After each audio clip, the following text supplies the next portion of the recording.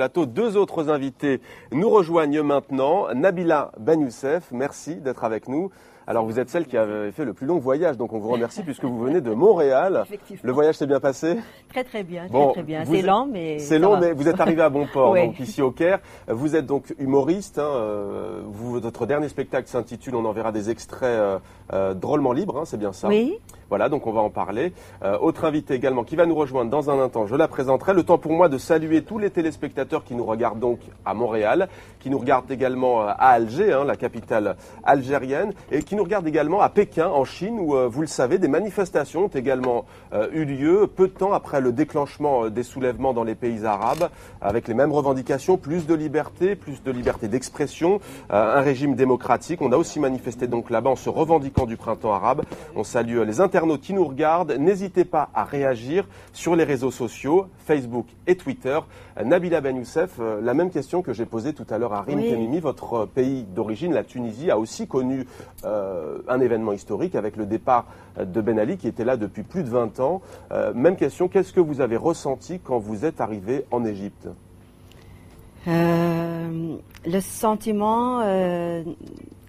C'était un bonheur incroyable parce que je ne me suis jamais sentie aussi heureuse en rentrant dans un autre pays que ce pays d'Égypte qui représente pour moi peut-être mon autre pays natal où on a toujours appelé l'Égypte la mère du monde. Alors c'est peut-être en arabe Dunya. Oui, Dunya. Alors donc c'est un peu l'autre pays, la mère de mon pays natal peut-être. Donc et puisque j'étais pas là pendant les événements en Tunisie pendant les événements et je viens de rentrer d'ailleurs de Tunisie, j'ai passé un mois là-bas. Vous avez ressenti les mêmes sentiments en fait à Tunis et au Caire? Effectivement, j'ai senti les gens soulagés, spontanés, plus légers, donc une atmosphère beaucoup plus agréable à vivre. Alors la légèreté et le second degré, vous connaissez. On va d'ailleurs regarder un extrait de votre nouveau spectacle, de votre dernier spectacle qui s'intitule donc Drôlement libre. On regarde et puis on en parle après. Vous savez, quand j'étais petite, il n'y avait pas encore d'électricité dans mon village. Pas de télé, pas de radio. La seule chanson qu'on entendait constamment, 5 fois par jour,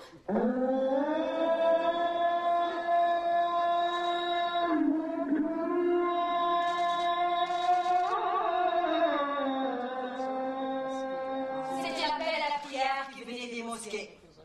Imaginez, 5 fois par jour, 7 jours par semaine, pendant toute une vie, la même chanson.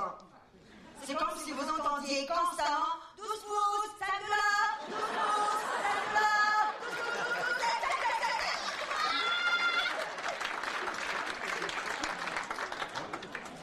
pouces, ou bien comme si vous entendiez toujours la famille Dion chanter Petit Papa Noël, mais pas juste à Noël, à l'année, 5 fois par jour, toute une vie.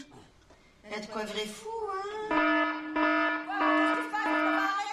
Oh, attention, Nabila. Oui, là, t'es allé vraiment trop loin, là, je crois. Papa Noël et la famille Dion, il ne faut surtout pas y toucher. C'est ça que Non, là, tu exagères, Mustapha. On n'est pas en Arabie Saoudite, on est au Québec. Même le général de Gaulle l'a déjà dit. Vive le Québec! Vive! Alexandre Polikevitch, vous militez notamment pour la laïcité au Liban.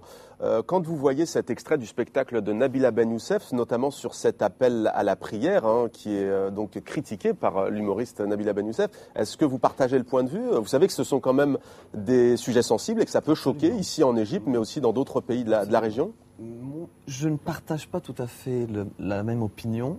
Parce que avant tout, moi j'adore l'appel. Moi je suis né chrétien, mais je trouve que l'appel à la prière enveloppe la ville comme ça.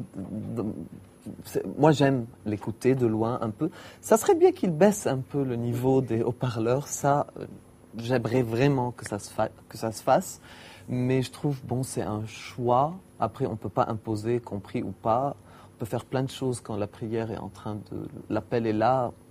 je vous laisse à votre imagination ce qui peut arriver en même temps. Mais vous, au Liban, il y a une vingtaine de communautés qui cohabitent en harmonie. Tout n'est pas facile. Harmonie, c'est difficile? Très difficile. C'est pas évident parce qu'on n'a pas quelque chose en commun finalement.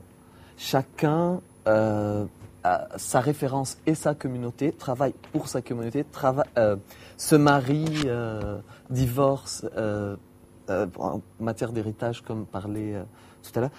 Chaque communauté régit son mode de vie. Voilà. Donc du coup, si on n'a pas un système ou un code civil qui régisse les Libanais entre eux pour qu'ils puissent, à égalité, pour qu'ils puissent avoir une émergence d'une certaine identité libanaise et non pas être chrétien libanais ou musulman libanais avant, passer le Liban en premier, on n'est pas là encore. Alors c'est un sujet important, mais le Liban, on peut dire que c'est une démocratie quand même. C'est peut-être la seule dans le monde arabe, non?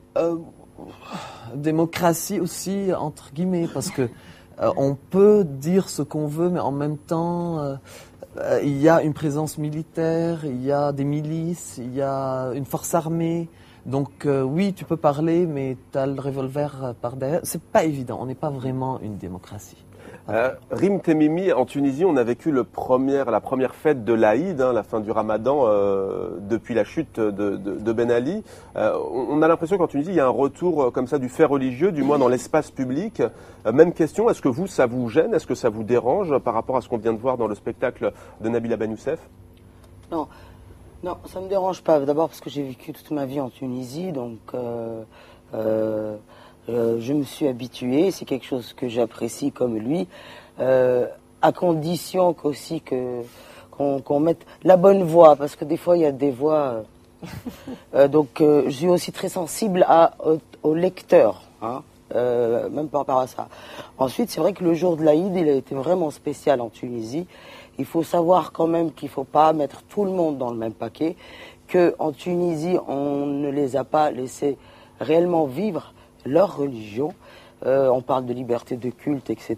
Mais l'islam, qui est la religion majoritaire, que ce soit autant de Bourguiba ou de Ben Ali, vous voyez, c'est comment dire, l'autre extrême aussi un peu, c'est-à-dire, je considère... Il y a eu des brimades aussi Voilà, c'est-à-dire c'est un autre extrême, c'est-à-dire je refuse que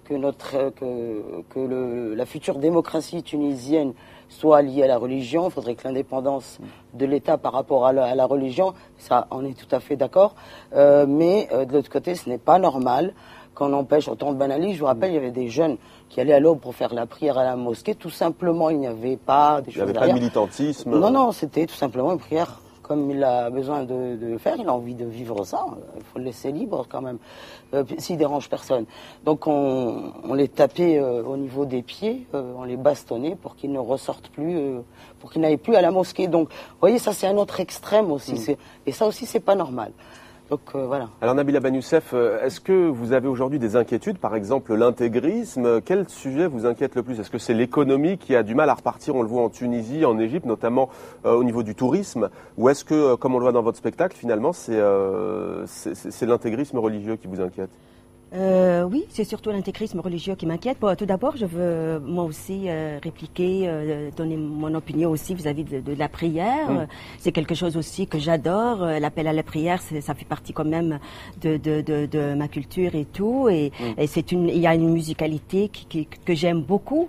Mais je pense que peu importe la musique, même si on aime très fort une musique ou quelque chose, et on nous avec si on nous agresse avec ça tous les jours, je sais pas, 5 fois par jour, avec des haut-parleurs à très haute voix, je pense qu'à long terme, on finit par c'est ça, c'est-à-dire, ça devient peut-être un peu banal, ça devient quelque chose. J'aimerais, on vit maintenant dans une époque où on a tout pour savoir l'heure de la prière, pour savoir. On n'a pas besoin qu'on nous rappelle. Et si on est un croyant très sincère, on est vraiment timé tellement on répète ça toute notre vie 5 fois par jour. Donc, lorsque la prière arrive, on va volontairement à la mosquée pour prier. On n'a pas besoin qu'on nous force pour aller prier. Bon, ça c'est du ressort privé en fait. Vous voilà, voulez dire. et qu'on nous laisse le choix aussi d'écouter ça à notre guise quand on veut. Voilà, ça c'est mon opinion personnelle. Alexandre Polikevitch, une question